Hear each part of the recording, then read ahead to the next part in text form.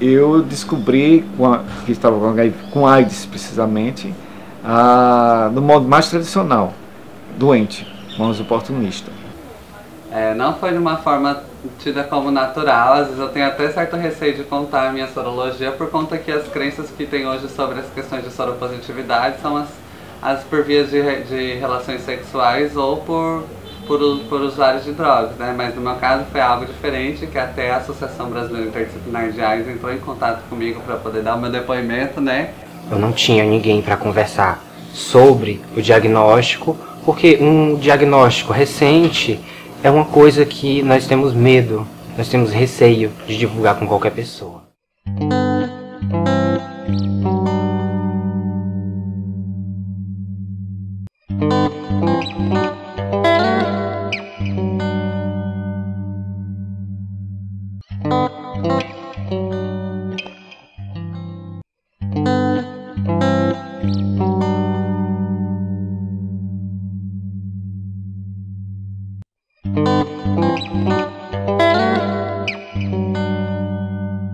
Peregrinar em médico e médico e ninguém identificava, até o estágio que estava bem pior foi que o médico resolveu passar o teste para mim e fez o teste e deu positivo.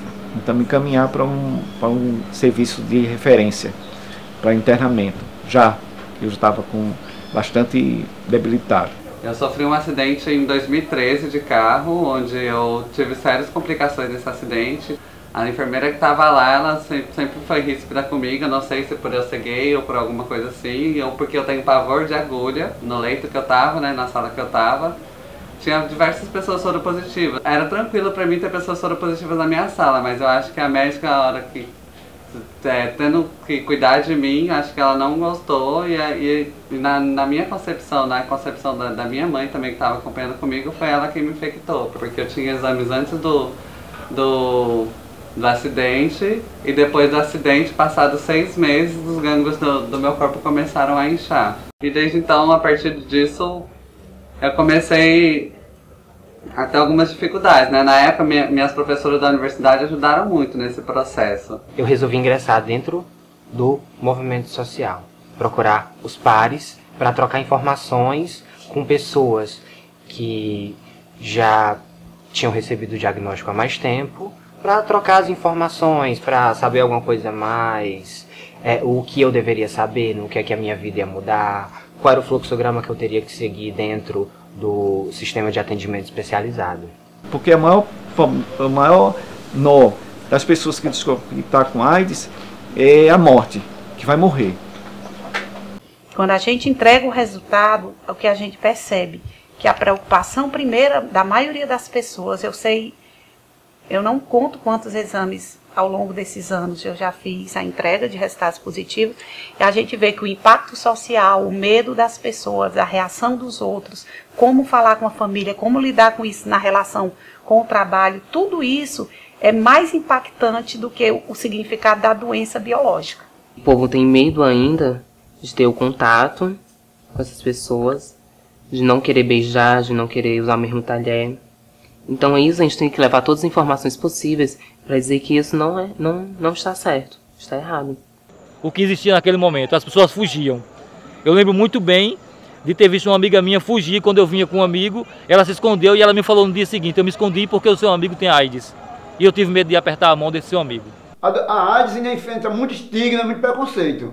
Você pode chegar em qualquer lugar e dizer que tem tuberculose ou diabetes, que todo mundo vai olhar para você, talvez com tuberculose é um pouco diferente. Mas se você tem um tipo de diabetes, não é boa. Mas se você chegar ali, for tomar um remédio, e alguém perguntar, você dizer, para HIV, todo mundo, Maria, nem perto de você chega, infelizmente. A gente percebe que não difere muito da década de 80 a questão do preconceito. Ainda tem muitos gays que foram expulsos de casas por descobrirem que têm HIV, não só por ser gay, mas por ter HIV, né? Então, esse preconceito ainda está colocado ainda a essa população. E talvez dialogar com essa família seja o nosso papel. Porque as pessoas acham que a gente não tem dor de cabeça. As pessoas acham que a gente não tem dor de dente. As pessoas acham que não somos diabéticas, não temos pressão alta, né? Então a primeira coisa que a gente chega a um médico e a gente fala da nossa, que nós somos pessoas travestis ou transexuais, a primeira requisição é de STs, né? É de HIV. Então, vocês são um grupo de risco. Que as pessoas passem a pensar que não existe, só existe um grupo, que somos todos nós, não tem grupo de risco. Aí você vem ampliar o trabalho não apenas para a população gay, porque não é só gay que transa, não é só gay que tem sangue nas veias. Então, vamos analisar outras coisas, até se pensar nas nossas vulnerabilidades. Todos somos vulneráveis. Entre 18 e 45 anos é o público mais afetado hoje pela epidemia, mas nós temos a presença do vírus HIV e da doença AIDS em todas as faixas etárias.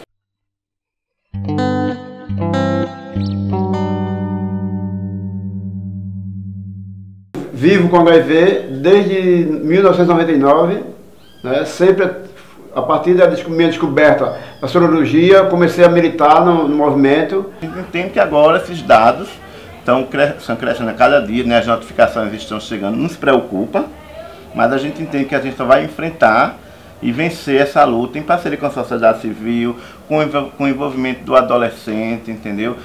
Com o envolvimento de outras secretarias de Estado, de outros poderes, no sentido para fazer um novo cenário, fazer uma mudança, né? Sair nas ruas, fechar a rua, deitar na pista, fechar a rua mesmo, que lá na década de 90 a gente fazia isso em Campina Grande, jogar tinta como sangue derramado das pessoas que foram a óbito. Então é muito intenso essa busca dessa melhoria de qualidade de vida, dessa necessidade dos gestores passarem a perceber a importância e passarem a fazer um olhar mais voltado para esse cuidado, já que eles têm nas mãos dos gestores, têm nas mãos essa oportunidade. Sem essa parceria que a gente não consegue fazer esse trabalho. E acho que o movimento social, ele precisa estar também junto da gente, nesse sentido de forçar a essa política acontecer. E a gente também fazer ativismo dentro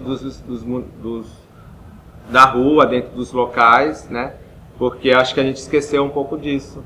Né? A gente está muito no ativismo virtual. A gente precisa lembrar muito da importância da sociedade civil neste processo, dos ganhos que a gente teve em relação à organização de serviço em AIDS, em relação a tecnologias de prevenção também. Acho que as ONGs ela tem a facilidade de trabalhar muito com essa questão dos pares e a partir daí fomentar que a prevenção chegue com mais tempo.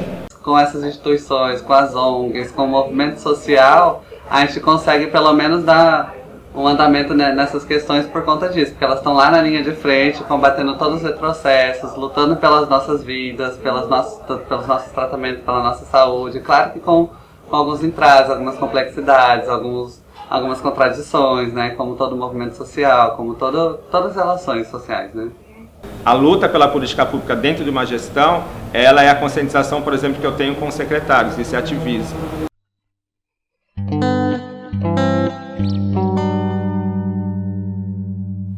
As questões que estão relacionadas à vida sexual, à sexualidade, elas sempre foram veladas.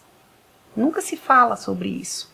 Então, é essa uma grande dificuldade que eu acho, é que a gente precisa falar sobre isso com mais naturalidade, porque é uma coisa que é inerente. E lembrando que trabalhar também com HIV e AIDS não é só trabalhar com a questão do HIV, com a questão da AIDS, com a questão das ISTs.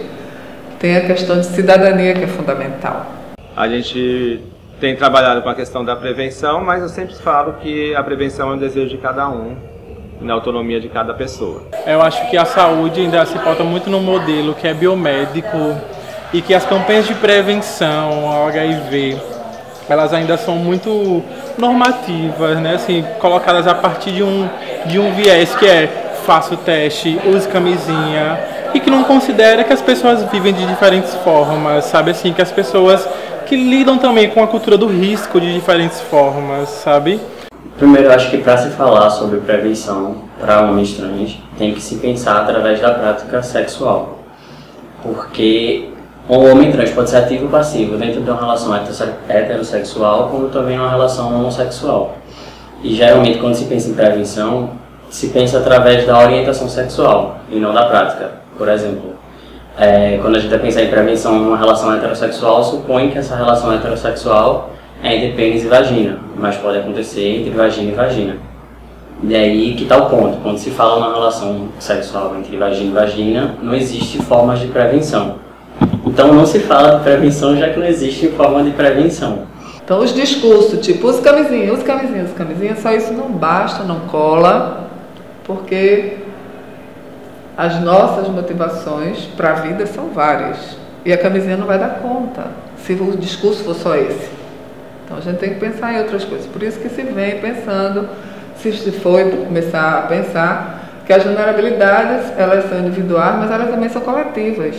Elas vêm de uma história social também, elas vêm dos acordos sociais.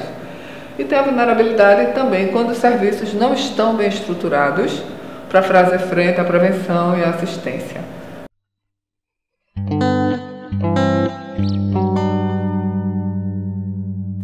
E a gente tem enfrentado muita dificuldade, as pessoas que vivem com HIV, nós que vivemos com HIV, com falta de medicamento para os antirretrovirais, com assistência que está muito ruim, principalmente aqui no estado de Pernambuco.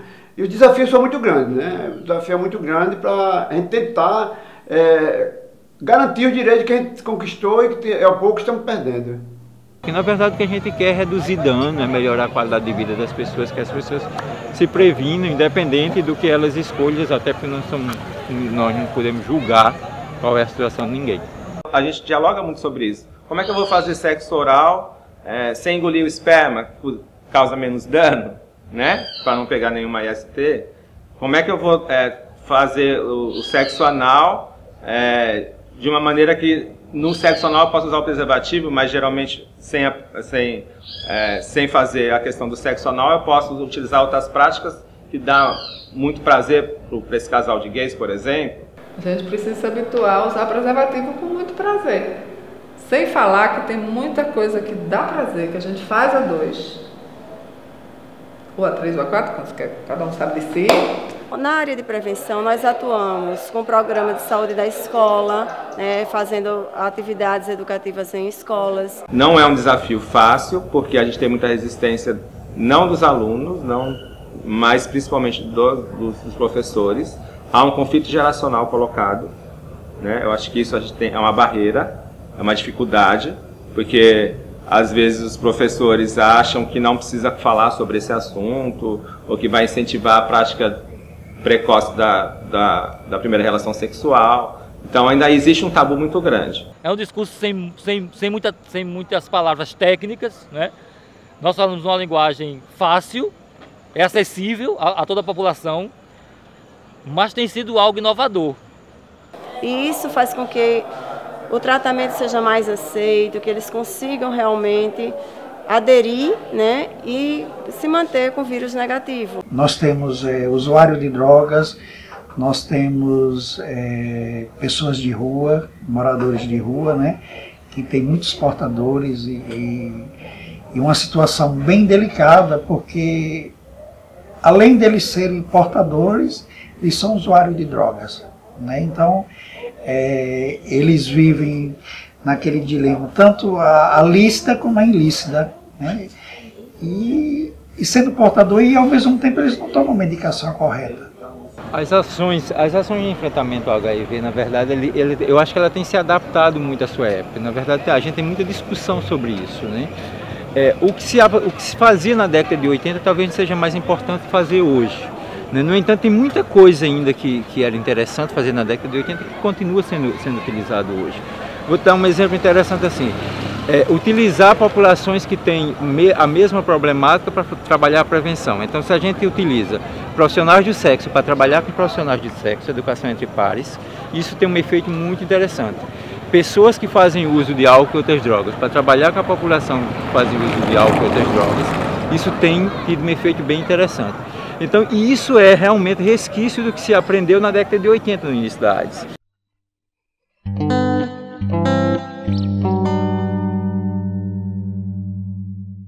Então, essas conquistas no tratamento, na possibilidade real de uma vida digna, com qualidade, com HIV, é real. E isso é maravilhoso, porque assim, no começo, para mim, era muito mais difícil entregar um resultado de HIV positivo, porque as perspectivas eram outras, as dificuldades eram imensas, porque apesar de já ter na década de 90 tratamento, esse tratamento requeria uma quantidade enorme de medicamentos, e além dessa quantidade, as reações colaterais a essas medicações também eram muito severas, e isso levava cada vez a maior dificuldade da adesão dessas pessoas. O teste rápido tem sido bem interessante, né, porque pretende-se reduzir o HIV, né, e o teste rápido nos ajuda, porque nós temos hoje o tratamento como prevenção, como uma forma preventiva. Né? Então você descobre se HIV e já inicia um tratamento. Antes não era assim. Antes você tinha que esperar, né, um oportunista, você tem AIDS e inicia o tratamento. Hoje não. Você é portador de HIV e inicia o tratamento.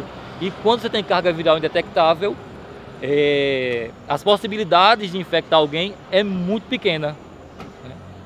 Né? A porcentagem é muito pequena de infectar alguém. Então o teste rápido, e tem tido uma boa sessão, isso é legal. Porque o teste rápido, ele vem com uma conversa antes e uma conversa depois. Uma pessoa descobre que tem um HIV, ela precisa lutar pela sua vida, lutar pela sua qualidade de vida. E lutar pela sua vida não é apenas de tomar seu remédio, não. Lutar pela sua vida é, inclusive, lutar pela política pública. Porque se a gente não consegue fazer isso, infelizmente, a gente não faz o enfrentamento. A gente não vai ter remédio, a gente não vai ter assistência médica de qualidade, a gente não vai ter assistência hospitalar de qualidade. Mas o movimento, ele cresce. Eu não tenho desanimado, não. Eu tenho ficado animado. Eu vejo o avanço, apesar das dificuldades. Tem pessoas que têm HIV, que vivem bem, que mostram a cara, que são solidárias e que estão ali para receber. E tem pessoas que não têm HIV, que estão na luta e que também abraçam as pessoas que têm HIV. Então não é nada absurdo, né, ter HIV. E aí quando eu me senti mais forte, empoderado, vamos dizer assim, para poder falar da minha sorologia, até uma das coisas que passa pela nossa cabeça é quando a gente está se envolvendo com alguém, no primeiro encontro a gente já conta para a pessoa, como essas questões sempre passam pela nossa cabeça, né? Não precisa contar a todo mundo que você vai selecionar que tem AIDS. Não, isso é uma coisa sua, eu sempre digo, é uma coisa sua. Você adquiriu, é seu, não conte para ninguém.